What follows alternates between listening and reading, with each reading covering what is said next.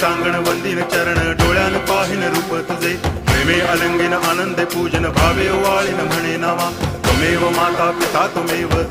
बंधुश्च सखा त्वमेव विद्या तरुणं त्वमेव सर्वं मम देव कायेन वाचा मनसेन्द्रियैर्वा बुद्ध्यात्मना वा प्रकृति स्वभावात् करोमि यद्यत् सकलं परस्मै नारायणायति समर्पयामि अच्युतं केशवं रामनारायणं कृष्णदामोदरं वासुदेवं हरि गिरिधरं माधवं गोपिकावल्लभं जानकीनायकं रामचन्द्रं भजे हरे राम